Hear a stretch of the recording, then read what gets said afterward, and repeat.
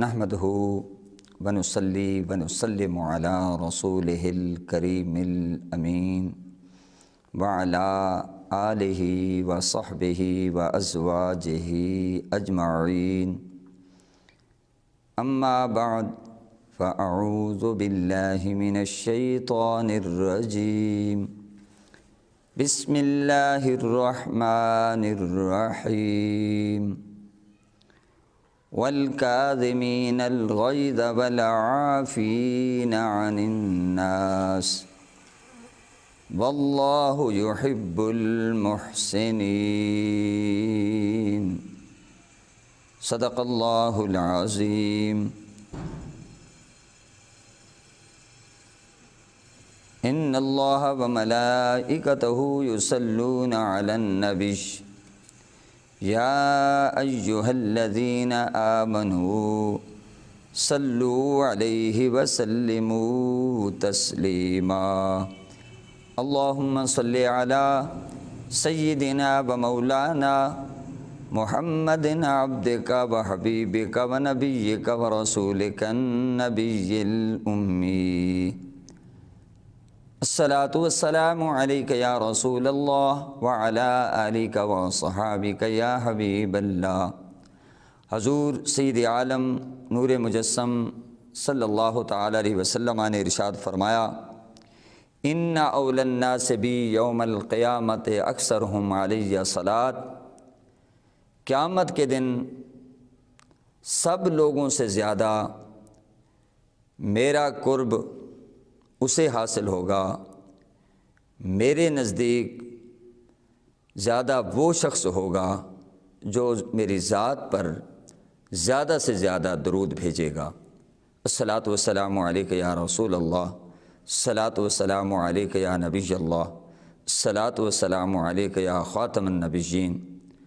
بلا شبہ درود شریف ایسا بابرکت وظیفہ ہے کہ اس کی برکت سے دنیا میں بھی حضور سید عالم صلی اللہ علیہ وسلم کا قرب نصیب ہوتا ہے، اور آخرت میں بھی سبحان اللہ حضور صلی اللہ تعالی علیہ وسلم کا قرب حاصل ہوگا۔ تو ہمیں چاہیے کہ ہم اٹھتے بیٹھتے چلتے پھرتے زیادہ سے زیادہ آقا دو عالم صلی اللہ علیہ وسلم کی ذات بابرکات پر درود و سلام پیش کریں۔ الصلاۃ والسلام علیک یا رسول اللہ، الصلاۃ والسلام علیک یا نبی اللہ، الصلاۃ والسلام علیک یا سید المرسلین۔ محترم حاضرین و ناظرین، ہمارے آج کے درس قرآن کا موضوع ہے عفو و درگزر، معاف کر دینا، غصہ اور اس کا علاج۔ یاد رکھیں، معاف کر دینا اللہ کو بہت پسند ہے۔ عفو و درگزر اللہ کی عظیم صفت ہے۔ رب تعالیٰ اپنے بندوں سے بھی یہی تقاضا کرتا ہے کہ وہ بھی اس کے بندوں کو معاف فرما دیں، اور یہ حقیقت بھی ہے کہ جس گھر میں، جس معاشرے میں، جس قوم میں یہ جذبہ عفو درگزر پایا جاتا ہے، وہ گھر، وہ گھرانہ، وہ خاندان آپس میں جڑے رہتے ہیں، معاشرہ آپس میں جڑا رہتا ہے۔ اب وہ درگزر سے دلوں میں محبتیں پیدا ہوتی ہیں، نفرتیں مٹتی ہیں۔ لہٰذا ہر وہ عمل جس سے نفرتیں مٹیں، محبتیں بڑھیں، جس سے نفرتوں کی آگ بجھے اور جس سے دلوں میں محبت و الفت کے گلشن کھلیں، وہ عمل اللہ کو محبوب ہے اور پیارے رسول کو بھی عزیز ہے۔ حضرات محترم، اللہ کریم نے سورہ آل عمران کی آیت نمبر 134 میں فرمایا وَالْكَاظِمِينَ الْغَيْظَ وَالْعَافِينَ عَنِ النَّاسِ وَاللَّهُ يُحِبُّ الْمُحْسِنِينَ۔ وہ لوگ جو غصے کو پی جانے والے ہیں اور لوگوں کو معاف کر دینے والے ہیں، عفو درگزر کا مظاہرہ فرمانے والے ہیں، بدلہ لینے کی قدرت رکھنے کے باوجود، انتقام پر قادر ہونے کے باوجود وہ بدلہ نہیں لیتے، وہ انتقام نہیں لیتے، بلکہ عفو درگزر کا مظاہرہ کرتے ہوئے معاف کر دیتے ہیں۔ واللہ یحب المحسنین، اللہ احسان کرنے والوں سے محبت فرماتا ہے، نیکی کرنے والوں سے محبت کرتا ہے۔ حضرات محترم، اس آیت مجیدہ میں اللہ کریم نے دراصل اہل تقویٰ کی صفات کو بیان کیا ہے۔ پیچھے مذکور ہیں الفاظ اعدت للمتقین، جنت تو متقیوں کے لیے تیار کی گئی ہے، اور متقین کون ہیں؟ الذین ینفقون، فرمایا متقین وہ ہیں جو خرچ کرتے ہیں فی السراء والضراء، خوشحالی میں بھی اور تنگی میں بھی وہ خرچ کرتے رہتے ہیں۔ خرچ کرنا اللہ پاک کو بہت پسند ہے، بڑا محبوب ہے، اور فرمایا اہل تقویٰ، صاحبان تقویٰ، جو اللہ سے ڈرنے والے ہیں، جن کے قلوب تقویٰ کے نور سے جگمگا رہے ہیں، سبحان اللہ، ان کی ایک صفت تو یہ ہے کہ وہ اللہ کی راہ میں تنگی ہو یا خوشحالی تمہیں خرچ کرتے ہوئے ملیں گے۔ اور ان کی ایک صفت یہ ہے کہ غصے کو پی جانے والے ہیں۔ غصہ آیا اتار سکتے ہیں، غصہ پر قابو رکھتے ہیں۔ غصہ سے بھر گئے، بجائے اس کے کہ بے قابو ہو جائیں، بلکہ غصہ پر قابو رکھتے ہیں، پی جانے والے ہیں، معاف کر دینے والے ہیں۔ پتہ چلا ایک ہے غصے کا آنا، ایک ہوتا ہے غصے سے بے قابو ہو جانا۔ غصہ آنا بری بات نہیں ہے، غصہ کسی پہ نکال دینا۔ غصہ آیا شوہر کو بیوی پہ اتار دیا، غصہ آیا کسی حاکم کو رعایا پہ اتار دیا، غصہ آیا کسی دوست کو، دوست پہ جناب والا غصہ نکال دیا، کسی بڑے کو غصہ آیا چھوٹے پہ اتار دیا۔ دوستو، غصے کا آنا برا نہیں ہے، غصے پر قابو پانا یہ بڑا قابل تحسین ہے۔ حضور صلی اللہ تعالی علیہ وسلم آپ فرماتے ہیں من کظم الغیظ، جس نے غصے کو پی لیا، حالانکہ وہ غصے پر یعنی پی لیا، اس نے غصہ نکال بھی سکتا تھا، لیکن اس کے باوجود اس نے غصہ کسی پہ نکالا نہیں، کسی پہ اتارا نہیں، غصے کو پی گیا تو مالا اللہ قلبہ امنا و ایمانا، اللہ پاک اس کے دل کو امن سے اور ایمان سے بھر دیتا ہے۔ کتنی بڑی بات ہے کہ وہ غصے سے بھر گیا تھا، غصہ بہر آنے کو تھا، تن بدن میں آگ بھی لگ گئی کسی کی بات پر، لیکن اس کے باوجود وہ غصے کو پی گیا۔ تو کیا بشارت سنائی گئی ہے؟ فرمایا اللہ پاک اس شخص کے دل کو ایمان کے نور سے بھر دے گا۔ محترم حاضرین، حضور سید عالم صلی اللہ تعالی علیہ وسلم نے بھی احادیث طیبہ میں امت کی تربیت فرمائی ہے کہ غصہ جو ہے یہ کیا ہے۔ میرے آقا نے ارشاد فرمایا ان الغضب من الشیطان وان الشیطان خلق من النار، غصہ تو شیطان کی چنگاری ہے اور شیطان آگ سے پیدا کیا گیا ہے، اور آپ جانتے ہیں آگ کا تو کام ہے جلانا۔ تو جہاں غصہ آتا ہے اور پھر وہ آدمی غصہ نکالے تو جیسے کسی چیز کو آگ لگا دی جائے، تو اسی طرح سمجھیے غصہ بھی آگ لگا دیتا ہے۔ جب غصہ آتا ہے،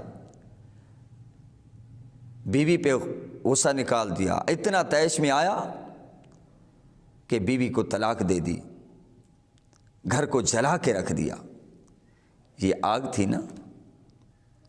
اللہ پاک غصے سے محفوظ رکھے، غصہ حد میں رہے، اعتدال میں رہے، ضرورت کے مطابق ہو تو کوئی حرج نہیں، لیکن غصے سے بے قابو ہو جانا۔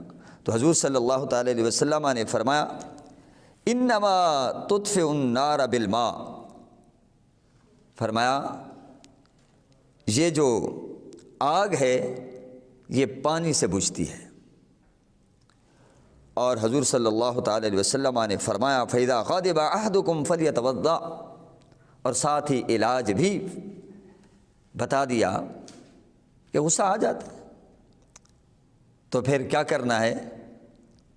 جب تم میں سے کسی کو غصہ آئے، غضبناک ہو جائے کسی کی بات پر، کسی کے عمل پر، کسی کے فعل پر، جو بات قابل برداشت نہ تھی وہ بات اس نے سنی، تو میرے آقا دو عالم صلی اللہ علیہ وسلم آپ فرماتے ہیں وہ کیا کرے، وہ وضو کر لے یا پانی پی لے، تو غصہ کی آگ جو ہے وہ ٹھنڈی ہو جائے گی۔ مزید ہم آگے چلیں گے۔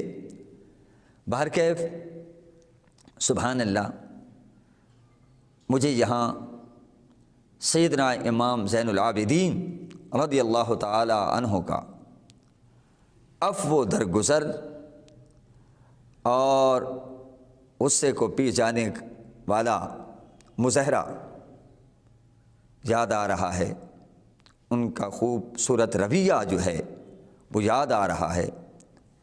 ایک دفعہ آپ کے ہاں مہمان آئے، دسترخوان بچھا ہوا ہے، آپ کی خادمہ گرم گرم شوربے سے بھرا ہوا پیالہ لا رہی ہے، پاؤں الجھا تو وہ پیالہ آپ کے جسم اطہر پر گرا، ایک جسم بڑا نرم و نازک، اور پھر ادھر شوربہ بہت گرم تھا، تو آپ نے ایسے تادیباً، یعنی گویا کہ ادب سکھانے کے لیے آپ نے ایسے دیکھا، انتقاماً نہیں، وہ تو پاکیزہ ہستیاں تھیں، ایسے دیکھا۔ پھر آگے بھی جو خادمہ تھی کسی عام گھرانے سے تو تعلق نہیں رکھتی تھی، کسی عام گھرانے کی خادمہ تو نہیں تھی، وہ تو اہل بیت اطہار کے گھرانے کی خادمہ تھی، ان کے مزاج سے آشنا تھی، ان کی طبیعت سے آشنا تھی، ان کے اخلاقی رویوں سے وہ آگاہ تھی کہ یہ تو قرآن پر عمل کرنے والے ہیں، یہ تو احادیث طیبہ پر عمل کرنے والے ہیں، ان کے نفس کے اندر نفسانی حصہ نہیں ہے، یہ خواہشات کے تابع نہیں ہیں، خواہشات کو انہوں نے اللہ و رسول کے احکام کے تابع کر دیا ہے۔ تو اس نے فوراً پڑھا، قرآن کا سہارا لیا، وَالْكَاظِمِينَ الْغَيْظَ، غصے کو پی جانے والے۔ آپ نے یہ الفاظ سنے تو فوراً فرمایا کظمت غیظی، میں نے اپنے غصے کو پی لیا۔ پھر اس نے پڑھا والعافین عن الناس، لوگوں کو معاف کر دینے والے ہیں۔ قرآن میں اللہ تعالیٰ نے معاف کر دینے والوں کی تعریف فرمائی ہے، تو آپ فوراً فرماتے ہیں عفوت عنک، جا میں نے تجھے معاف بھی کیا۔ آگے اس نے پڑھا واللہ یحب المحسنین، اور اللہ احسان کرنے والوں سے محبت کرتا ہے، محبت کی نگاہ سے دیکھتا ہے انہیں۔ تو آپ نے فوراً فرمایا فأنت حر، جا تو آزاد ہے۔ یہ ہیں قرآن پڑھنے والے، قرآن سمجھنے والے، قرآن پر عمل کرنے والے۔ اور سبحان اللہ، اسی طرح ایک بار سیدنا علی المرتضیٰ رضی اللہ تعالی عنہ نے اپنے غلام کو آواز دی۔ آپ دیوار کے اس طرف تھے اور وہ دیوار کے اس طرف کھڑا تھا۔ آپ نے آواز دی، اس نے جواب نہ دیا۔ پھر آپ نے اس کو آواز دی، اس نے جواب نہ دیا۔ پھر آپ نے اس کو آواز دی، اس نے جواب نہ دیا۔ کافی مرتبہ آپ نے اس کو آواز دی لیکن جواب نہ ملا۔ کوئی اور ہوتا تو کپڑوں سے باہر آ جاتا، کوئی اور ہوتا تو غصہ نکال دیتا، کوئی اور ہوتا مارتا اور پیٹتا۔ آپ بڑے تحمل کے ساتھ، بردباری کے ساتھ آپ ادھر جاتے ہیں۔ ارے بھائی، جن کی نگاہ کا عالم یہ ہے کہ اگر وہ نیچے کریں تو تحت الثری تک چلی جائے، ہر چیز روشن ہو جائے، اگر اوپر اٹھائیں تو عرش اولی تک چلی جائے۔ ان کی نگاہ میں غلام کہاں پوشیدہ تھا؟ آپ چلے گئے، دیکھا تو غلام کھڑا ہوا ہے، وہ بظاہر کانپ اٹھا، لیکن آپ نے مسکراتے ہوئے فرمایا اے اللہ کے بندے، میں نے تجھے ایک بار نہیں، دو بار نہیں، تین بار نہیں، کئی بار بلایا اور تو نے ایک بار بھی جواب نہیں دیا، کیا وجہ ہے؟ وہ کہنے لگا حضور مجھے معاف کیجئے، ہم نے آپ کو خلوت میں، جلوت میں مسکراتے ہوئے تو دیکھا، ہنستے ہوئے تو دیکھا، لیکن کبھی غصے میں نہیں دیکھا تھا۔ بس آج خیال آ گیا، ذرا دیکھیں تو صحیح حضرت سیدنا علی المرتضیٰ رضی اللہ تعالی عنہ کو کتنا غصہ آتا ہے۔ آپ نے فرمایا اے اللہ کے بندے، مجھے غصہ دلا کر تم شیطان کو خوش کرنا چاہتے ہو؟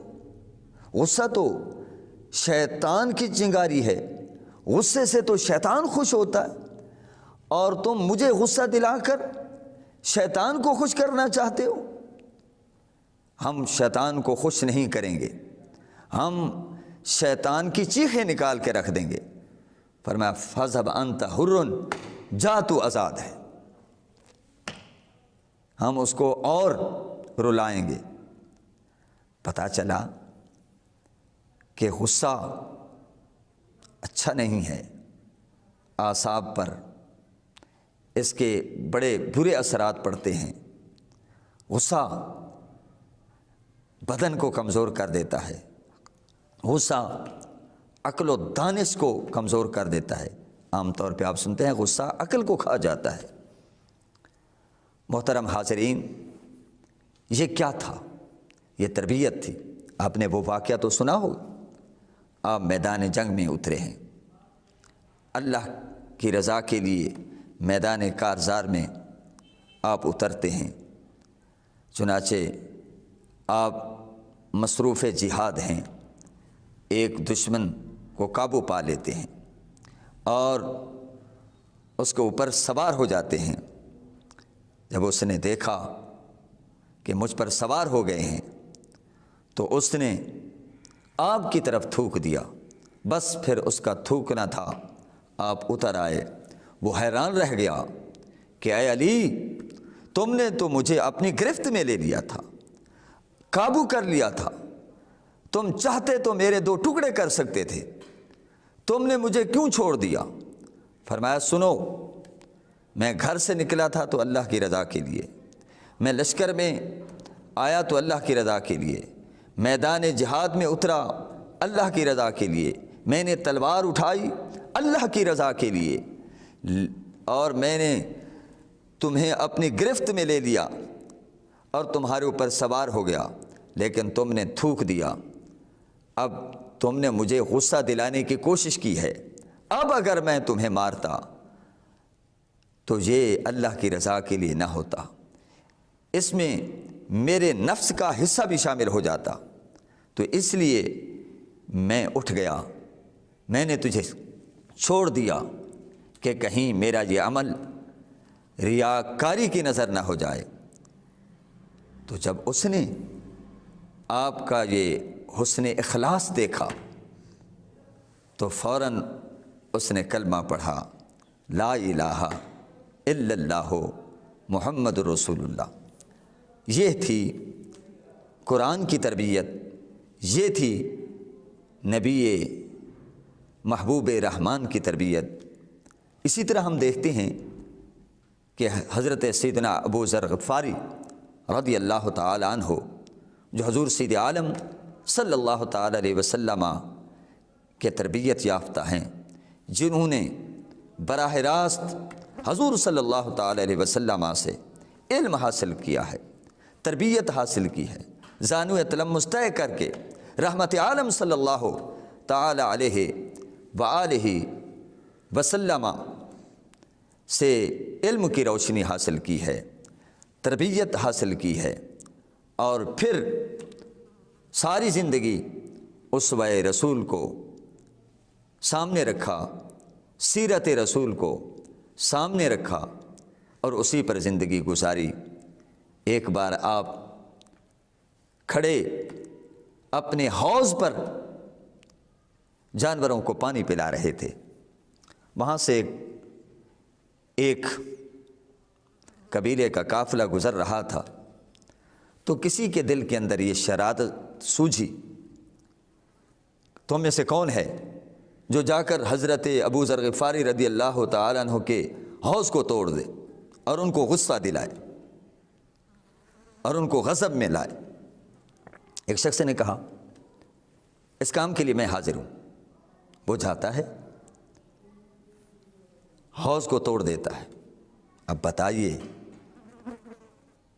کسی کے حوض کو توڑ دیا جائے وہ چھوڑے گا؟ اینٹ کا جواب پتھر سے آئے گا۔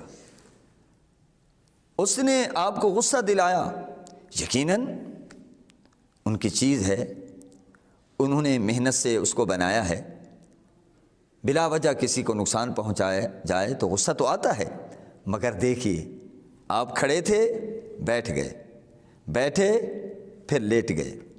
وہ لوگ حیران ہوتے ہیں کہ انہوں نے کوئی اور رد عمل کا اظہار نہیں کیا، کوئی ایکشن سامنے نہیں آیا، کوئی رد عمل سامنے نہیں آیا۔ یہ کھڑے تھے، بیٹھ گئے، بیٹھے تھے پھر لیٹ گئے۔ یہ کیا؟ پوچھا کہ آپ غصے میں نہیں آئے، آپ نے ہمیں کچھ نہیں کہا، آپ نے یہ عمل کیا ہے، کھڑے تھے بیٹھ گئے، بیٹھے تھے پھر لیٹ گئے، یہ کیا؟ آپ نے فرمایا بات یہ ہے کہ حضور اکرم نور مجسم صلی اللہ تعالی علیہ وسلم نے ارشاد فرمایا، اذا غضب احدکم وهو قائم فلیجلس فإن ذهب عنه الغضب وإلا فلیضطجع۔ فرمایا میرے آقا دو عالم صلی اللہ تعالی علیہ وسلم نے ارشاد فرمایا تھا کہ جب تم میں سے کسی کو غصہ آئے اور وہ کھڑا ہو، فلیجلس، تو وہ بیٹھ جائے، فإن ذهب عنه الغضب، اگر اس سے غصہ چلا جائے، ختم ہو جائے تو ٹھیک، ورنہ پھر وہ لیٹ جائے، چونکہ اس طرح کرنے سے، نشست بدلنے سے، کھڑا تھا بیٹھ گیا تو غصہ بھی بیٹھ جائے گا، اگر پھر بھی نہیں غصہ ٹھنڈا ہوا تو لیٹ جائے، تو فرمایا غصہ ٹھنڈا ہو جائے گا۔ کیوں؟ کہ انسان کی اصل کیا ہے؟ مٹی، اور مٹی کا مزاج جو ہے وہ ٹھنڈا ہے۔ جب انسان اپنی اصل کے قریب ہوتا ہے تو اسے سکون مل جاتا ہے، تو جب وہ زمین کے قریب ہو جائے گا تو اس کو ٹھنڈک ملے گی، چونکہ زمین کا جو مزاج ہے وہ ٹھنڈا ہے۔ اور ویسے بھی میڈیکل سائنس یہ کہتی ہے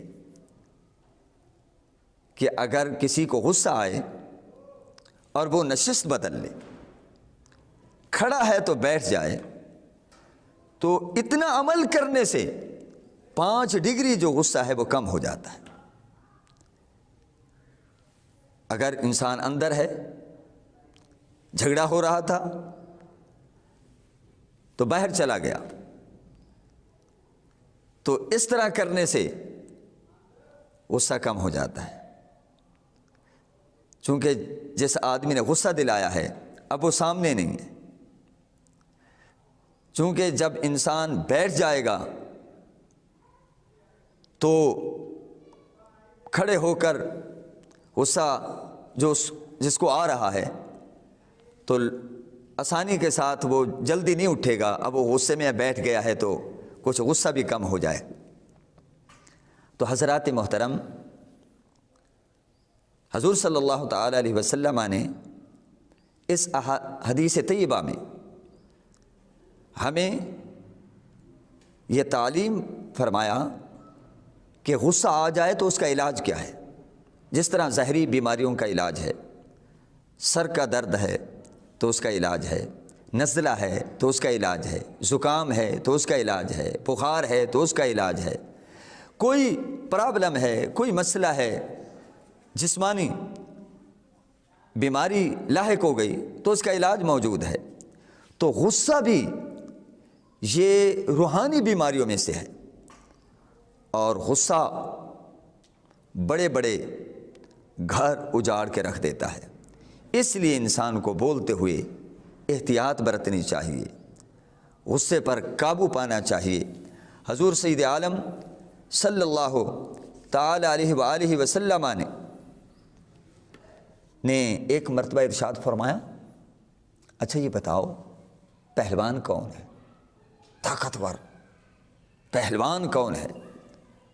صحابہ کرام نے عرض کیا، یا رسول اللہ صلی اللہ تعالی علیہ وسلم، پہلوان وہ ہے جو مد مقابل کو پچھاڑ دے، گرا دے، اسے چت لٹا دے، اس کے سینے پر سوار ہو جائے۔ حضور صلی اللہ تعالی علیہ وسلم نے ارشاد فرمایا، لیس الشدید بسرعہ انما الشدید الذی یملک نفسہ عند الغضب۔ فرمایا پہلوان وہ نہیں ہے جو مد مقابل کو بچھاڑ دے اور گرا دے، بلکہ پہلوان وہ ہے جو غصہ کے وقت اپنے آپ پر قابو پا لے، غصہ سے بے قابو نہ ہو جائے۔ تو محترم حاضرین، اسی طرح حضرت ابو ہریرہ رضی اللہ تعالی عنہ روایت کرتے ہیں کہ ان رجلا قال للنبی صلی اللہ تعالی علیہ وسلم اوصنی،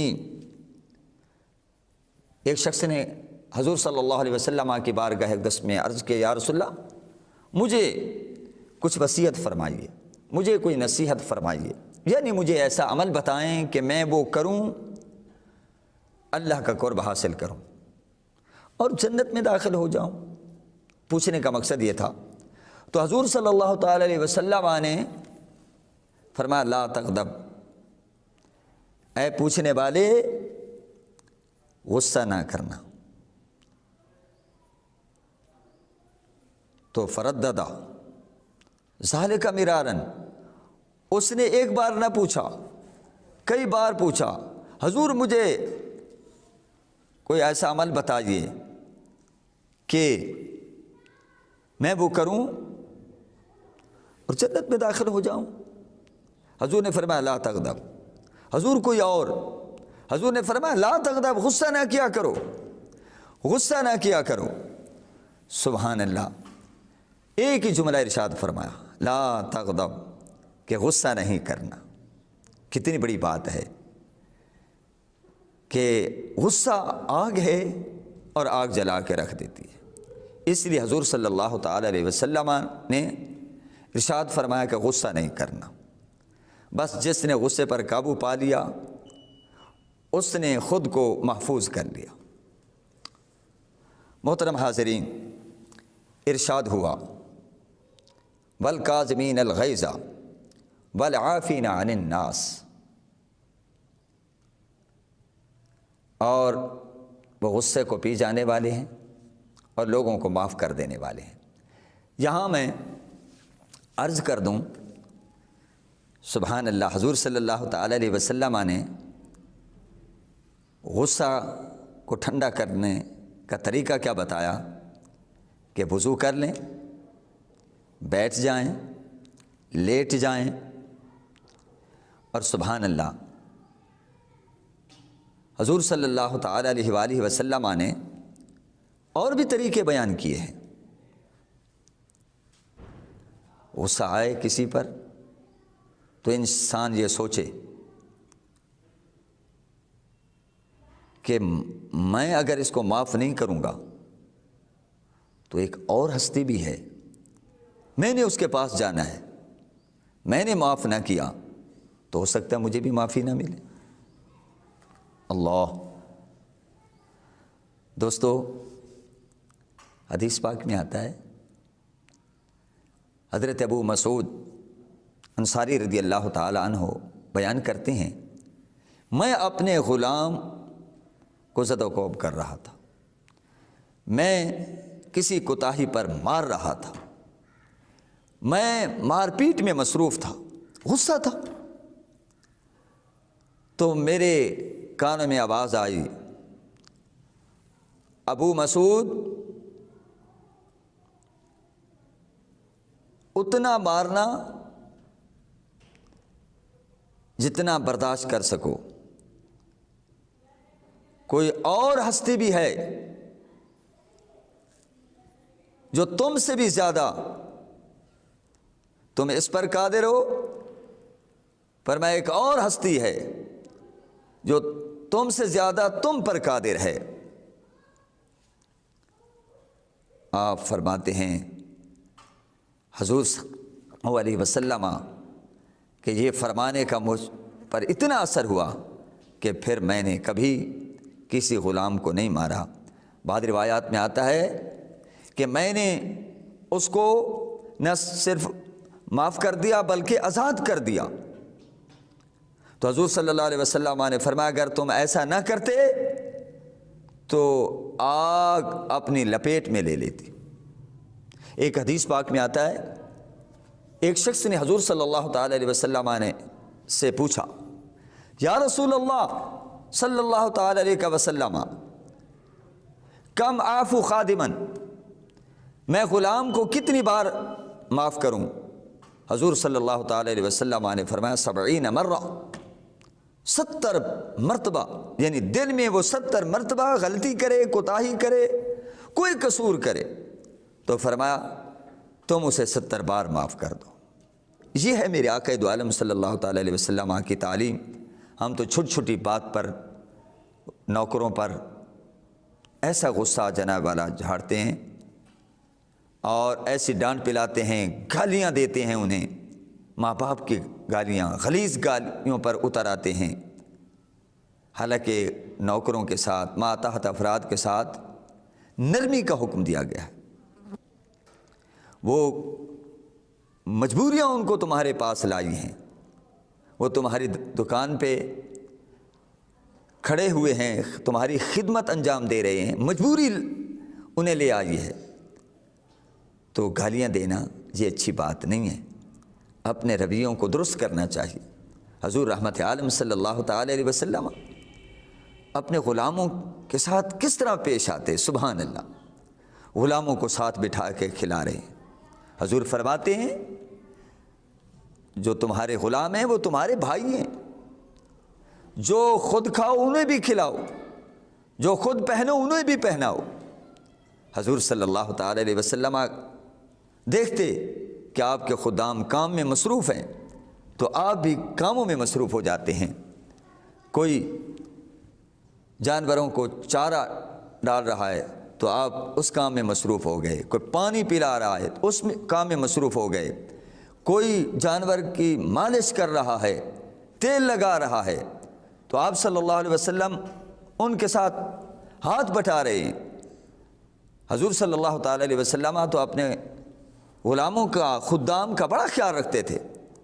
راتوں کو اٹھتے ہیں تو خود پانی بھر کے وضو کر لیتے ہیں تاکہ غلاموں کو نہ زیادہ بے آرام کیا جائے۔ کاش ہم رسول اللہ صلی اللہ علیہ وسلم کی سیرت کو اپنائیں، حضور صلی اللہ تعالی علیہ وسلم کے اسوہ حسنہ کو اپنائیں تو دنیا اور آخرت میں کامیابیاں حاصل کر سکتے ہیں۔ محترم حاضرین، اسی طرح ایک مرتبہ حضور سید عالم صلی اللہ تعالی علیہ وسلم نے فرمایا، عائشہ یہ علاج کے حوالے سے میں عرض کرنا چاہتا ہوں کہ غصہ آئے تو کیا کرنا چاہیے۔ میرے آقا دو عالم صلی اللہ علیہ وسلم نے فرمایا، عائشہ جب تم مجھ سے خوش ہوتی ہو نا، خوش ہوتی ہو تو مجھے پتہ چل جاتا ہے، اور جب دل میں کوئی بات آ جاتی ہے محبت کے حوالے سے، جیسے میاں بیوی کے درمیان باتیں ہو ہی جاتی ہیں محبت بھرے انداز میں، تو فرمایا مجھے اس وقت بھی پتہ چل جاتا ہے۔ تو حضرت عائشہ صدیقہ رضی اللہ تعالی عنہا نے عرض کیا، حضور وہ کیسے؟ میری خوشی اور میری ناراضگی انکار نہیں کر رہی، یہ محبت کے انداز میں باتیں ہو رہی ہیں۔ حضور نے فرمایا وہ اس طرح کہ جب تم مجھ سے زیادہ خوش ہوتی ہو نا تو کہتی ہو مجھے محمد صلی اللہ علیہ وسلم کے رب کی قسم ہے، یعنی رب کی قسم کی نسبت میرے نام کے حوالے سے، مجھے رب محمد کی قسم ہے۔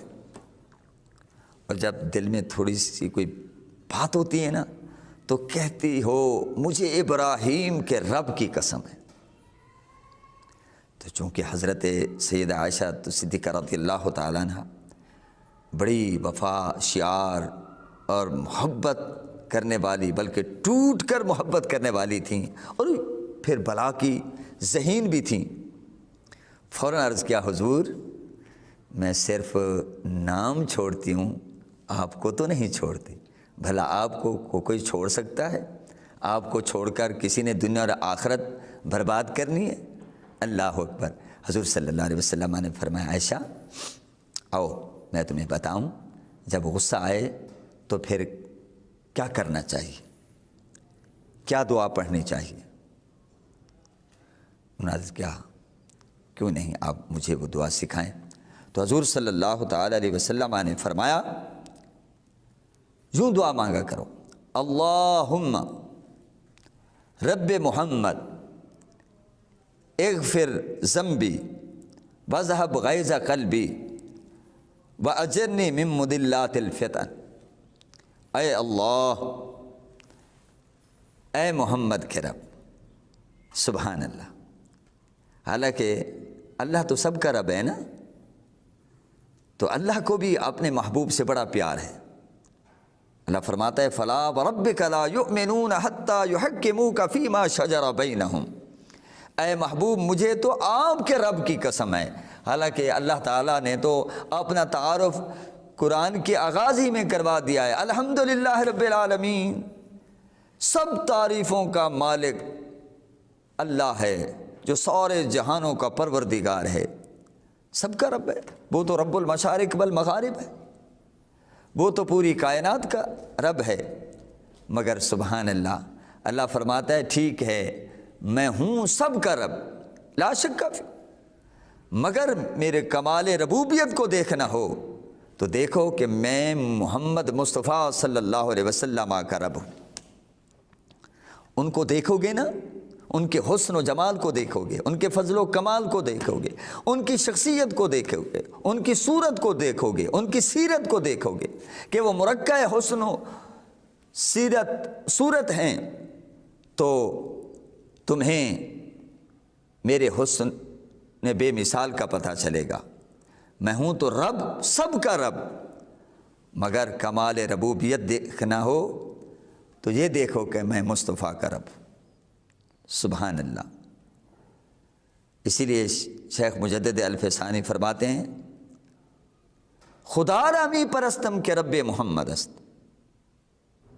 میں اس رب کی عبادت کرتا ہوں، اس رب کی پرستش کرتا ہوں جو محمد صلی اللہ علیہ وسلم کا رب ہے۔ اور ہے بھی حقیقت، اللہ نے اپنا تعارف بھی حضور کے حوالے سے کرایا ہے، حالانکہ وہ خالق الارض والسماوات ہے، خالق کائنات ہے، لیکن فرمایا هو الذی ارسل رسولہ بالہدی، فرمایا وہ تو وہ ہے کہ جس نے اپنے رسول کو سراپا ہدایت بنا کر بھیجا ہے۔ تو محترم حاضرین، فرمایا کہ یوں دعا مانگنی ہے، اللہم رب محمد اغفر لی ذنبی، اے اللہ، اے محمد صلی اللہ علیہ وسلم کے رب میری خطا کو معاف فرما دے اور میرے دل کے غصے کو دور فرما دے، ختم کر دے، وَأَجِرْنِي مِن مُضِلَّاتِ الْفِتَنِ، اور اے اللہ مجھے گمراہ اور بہکا دینے والے فتنوں سے بچا لے۔ گویا کہ غصہ آئے یہ دعا مانگے۔ تھوڑا سا عرض کروں گا، سن 17 کی بات ہے، زیارت حرمین شریفین کا شرف حاصل ہوا۔ ہم مدینہ طیبہ سے حاضری کا شرف حاصل کر کے دوبارہ مکہ مکرمہ آئے، تو ہم نے خانہ کعبہ کا طواف کیا، اور طواف سے ہم فارغ ہو کر دعا مانگ کر واپس پلٹنا ہی چاہتے تھے کہ صفا سے بادل اٹھے اور برسنے لگ گئے۔ تو ہم نے دیکھا ظاہری باطنی بارش ہو رہی ہے، تو ہمارے چلتے ہوئے قدم رک گئے اور ہم بھی دوبارہ دعا میں مصروف ہوئے۔ ہمارے پہلو میں ایک بزرگ خاتون، غالباً ترک خاتون، وہ دعا مانگ رہی ہے۔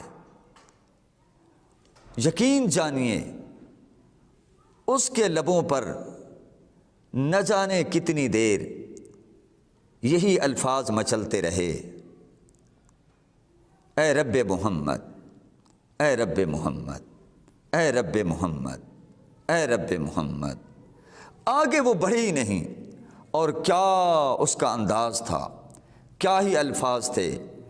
آگے چاہے وہ کچھ کہے نہ کہے، جو وہ مانگنا چاہتی ہے، جس کے آگے وہ التجا کر رہی ہے، وہ تو جانتا ہے کہ کیا مانگنا چاہتی ہے۔ یقین جانیے وہ خود بھی رو رہی تھی، ہم دعا مانگنا بھول گئے، اور وہ اللہ کی بندی، وہ خاتون، پاکیزہ صالحہ خاتون اس طرح مانگ رہی تھی، لگتا تھا کسی صوفی کی صحبت میں بیٹھی ہوئی ہے، اور اس نے مانگنے کا گر بتا دیا، سلیقہ بتا دیا کہ رب سے مانگنا ہو تو یوں مانگا کرو، اے رب محمد۔ کوئی بات نہ مان رہا ہو تو اس کو اس کے محبوب کا واسطہ دو تو وہ بات مان جاتا ہے۔ اللہ اکبر۔ یقین جانیے کتنی دیر تک وہی الفاظ کہتی رہی، اور ہم پر بھی عجیب رکت طاری تھی، اور ہم صرف آمین کہتے رہے، اور وہ یہ مانگتی رہی۔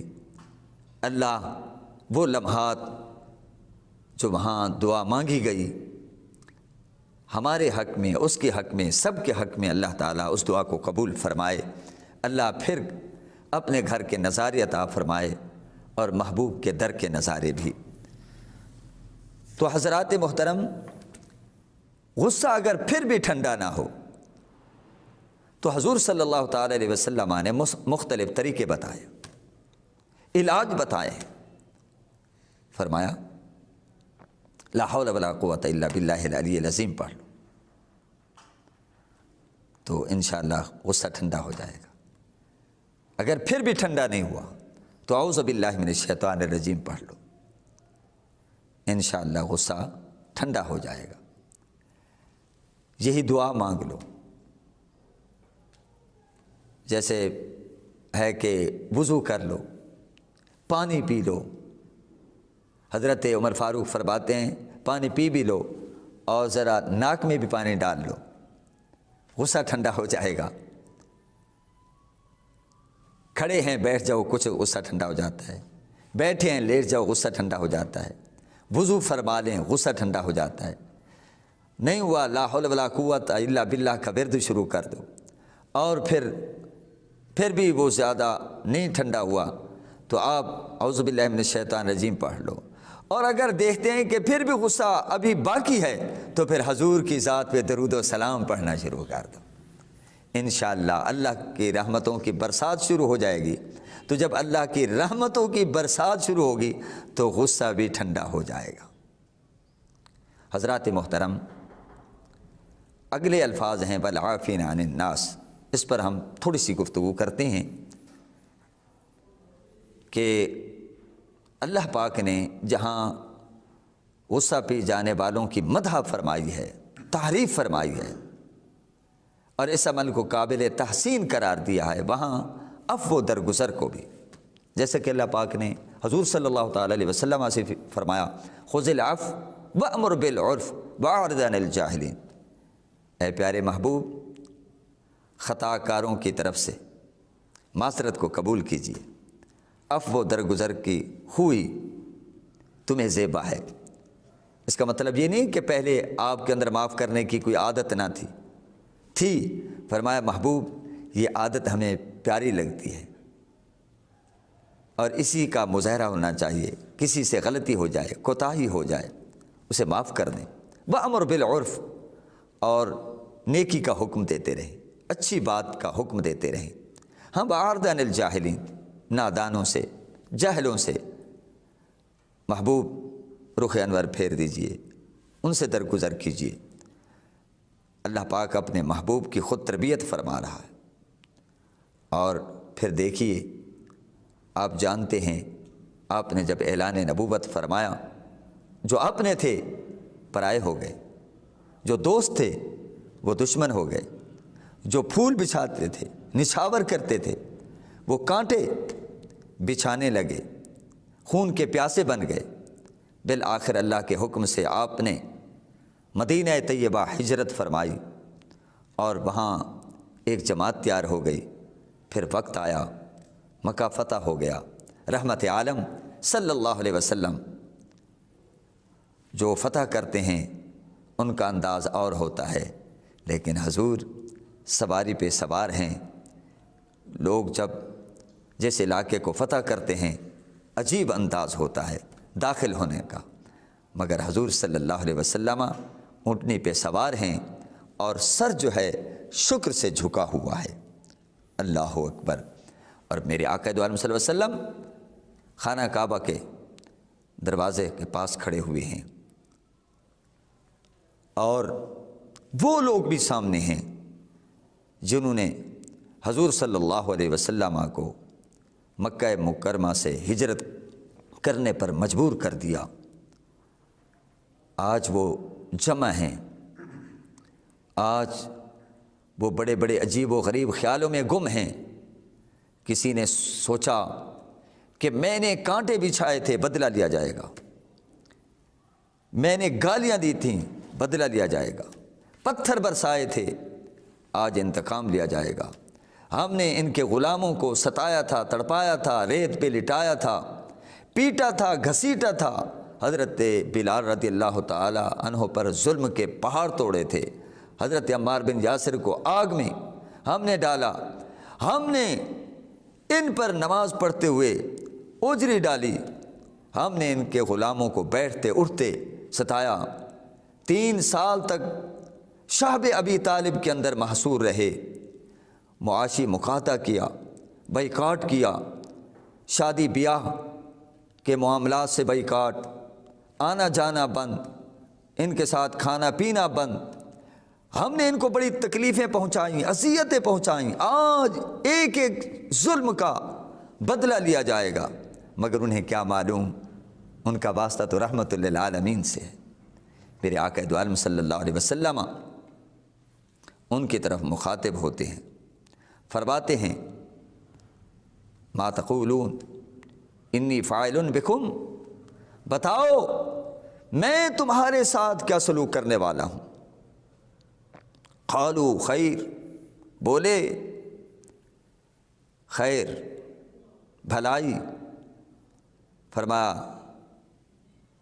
اخن کریم، فرمایا تم تو کریم ہو، وابن اخن کریم، اور کریم باپ کے بیٹے ہو، ہم آپ سے کرم کی، خیر کی، بھلائی کی توقع رکھتے ہیں، وہ ہمارا رویہ تھا، لیکن ہم آپ سے بہتر رویے کی توقع رکھتے ہیں۔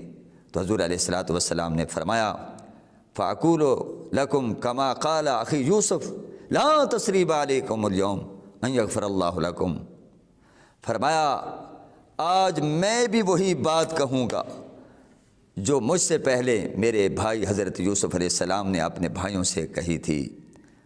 وہ بھائی جنہوں نے گھر سے نکالا، پیٹا، کنویں میں ڈالا اور انہیں کھوٹے درہموں کے بدلے بیچا، ایک وقت آیا کہ دیکھا کہ جس بھائی کو ہم نے مارا تھا، پیٹا تھا، گھسیٹا تھا اور کنویں میں ڈالا تھا اور بیچ ڈالا تھا، آج وہ تخت نشیں ہیں اور ہمارے ان مظالم کا چن چن کر بدلہ لیا جائے گا۔ مگر اللہ کے نبی معاف کر دینے والے ہوتے ہیں، چونکہ جو بات اللہ کو پسند ہے اللہ کے نبی وہی کرتے ہیں۔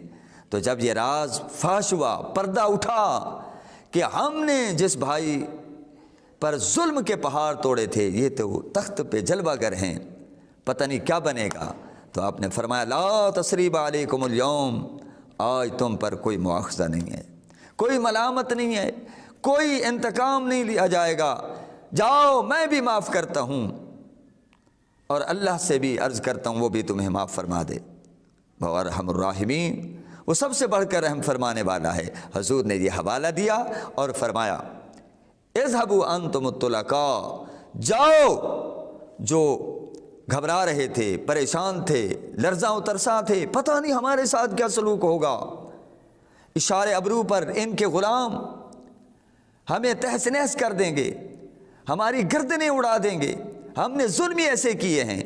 بلکہ سیرت النبی میں آتا ہے ایک طرف سے آواز بھی اٹھی الیوم یوم الملحمہ، آج تو خون بہانے کا دن ہے، انتقام لینے کا دن ہے، بدلہ لینے کا دن ہے۔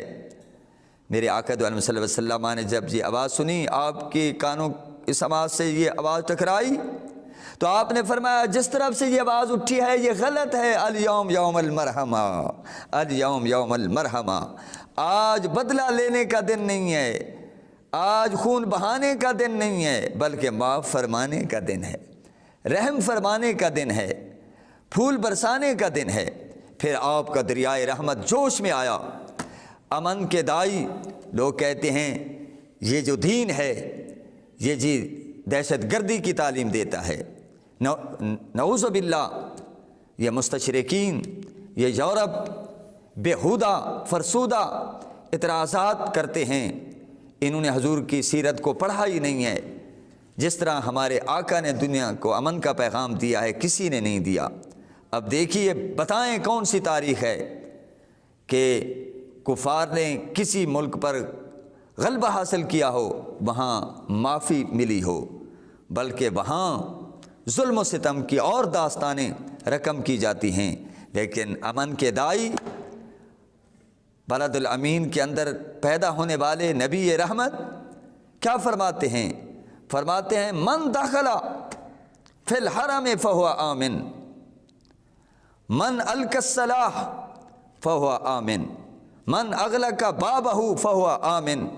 بلکہ آپ کا دریائے رحمت جوش میں آیا، وہ ابو سفیان جس نے اسلام لانے سے پہلے کوئی موقع بھی ہاتھ سے نہ جانے دیا دشمنی رسول کے حوالے سے، حضور صلی اللہ علیہ وسلم نے فرمایا من دخل فی دار ابی سفیان فہو آمن۔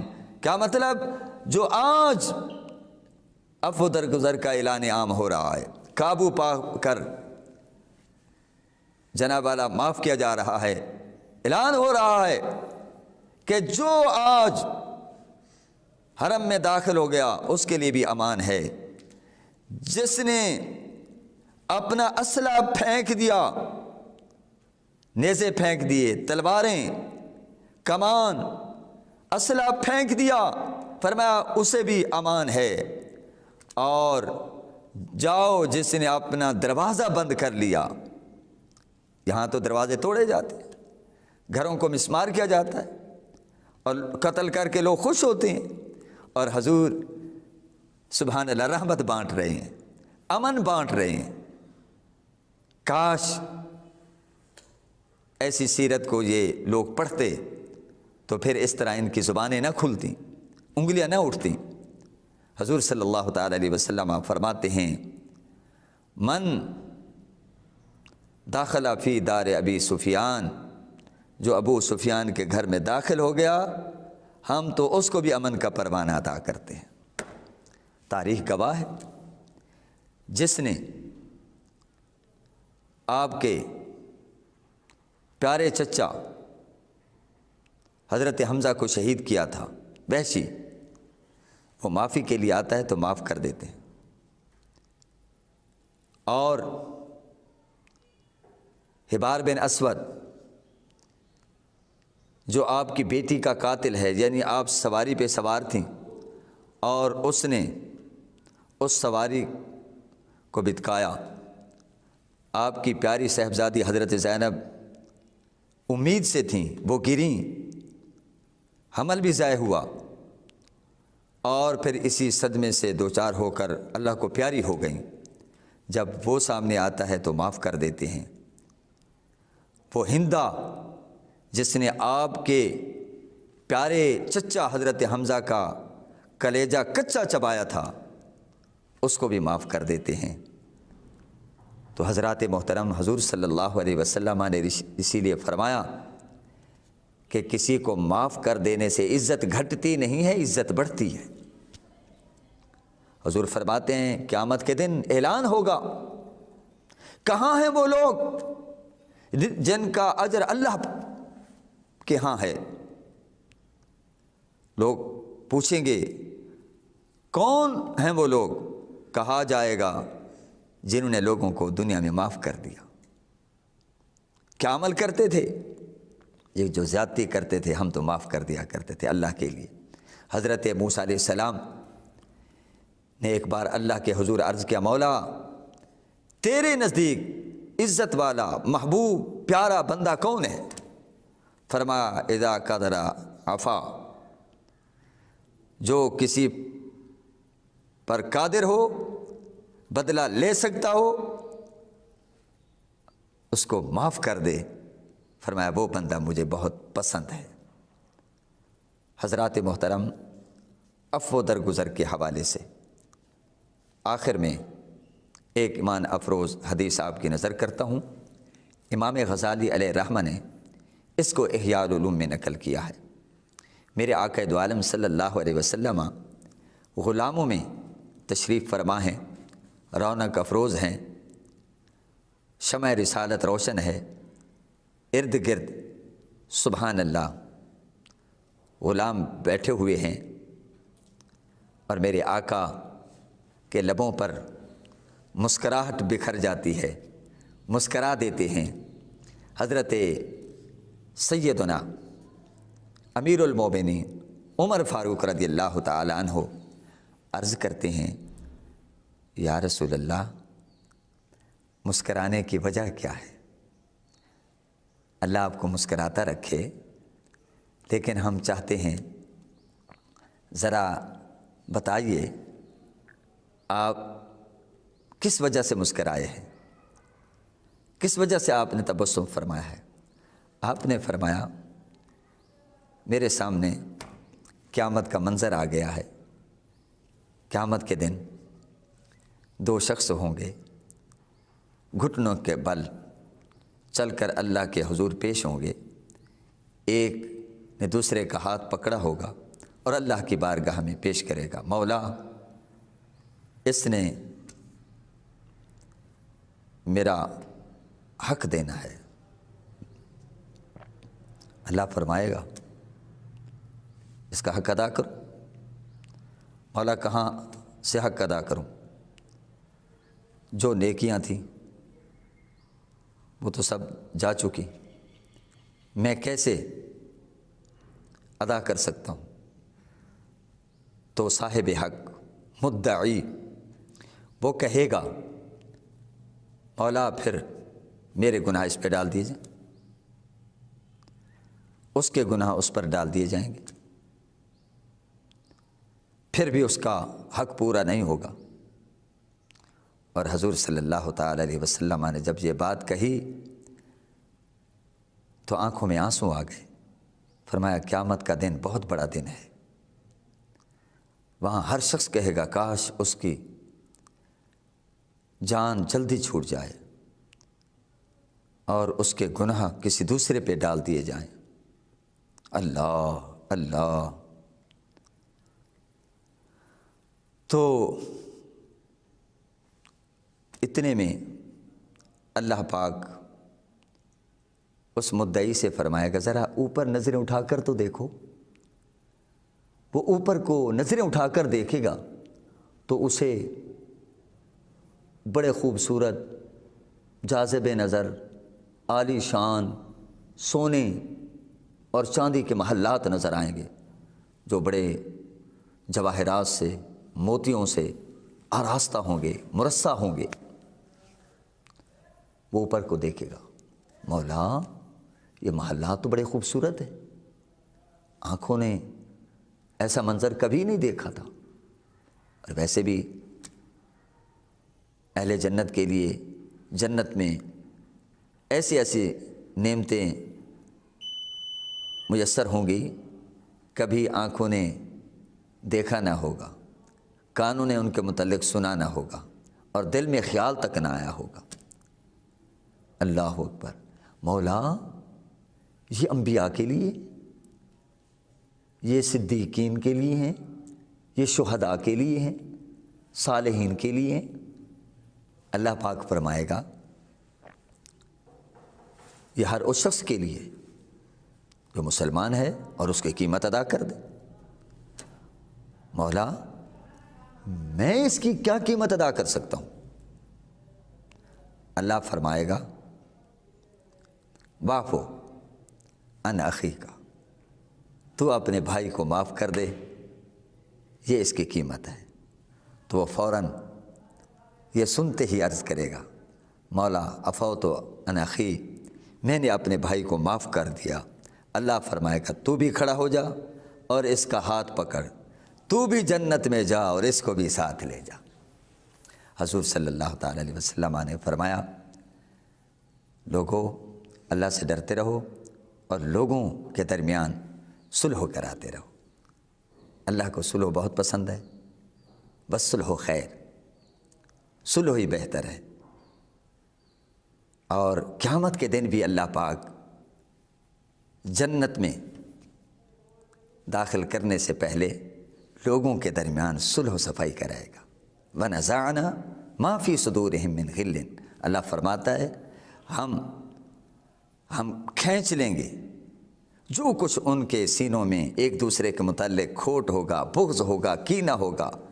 تو جنت تو چونکہ پاک جگہ ہے تو وہاں بالکل سینے بے کینے صاف ستھرے کر کے جنت میں داخل کیا جائے گا۔ محترم حاضرین، ہم نے سورہ آل عمران کی آیت نمبر 134 کی روشنی میں غصے کو پی جانے اور لوگوں کو معاف کر دینے کے فضائل سنے۔ دعا ہے اللہ پاک ہم سب کو عفو و درگزر اور خصوصاً غصے کو پی جانے کی توفیق نصیب فرمائے۔ اللہ پاک ہمیں نیکیاں پھیلانے کی توفیق نصیب فرمائے، کیونکہ عفو درگزر اور غصے کو پی جانا یہ اللہ کو بھی پسند ہے، اللہ کے رسول کو بھی پسند ہے۔ وآخر دعوانا ان الحمد للہ رب العالمین۔